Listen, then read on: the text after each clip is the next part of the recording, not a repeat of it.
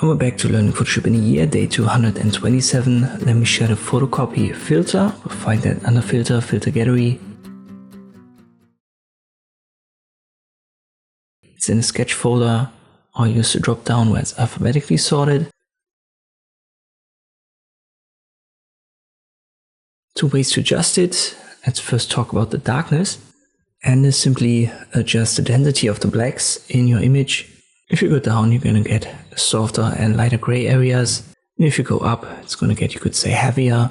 So the blacks get darker and there will be more contrast. The detail controls the amount of texture and fine detail that's visible. So for smooth results, go down. And for more intricate lines and textures, go up. For realistic results, you want to keep both values, let's say in the lower third. And then don't forget to confirm you're OK. And this is how you can use the Photocopy photo filter in Photoshop. Hope this video was helpful, thanks for watching, and I'll see you next time.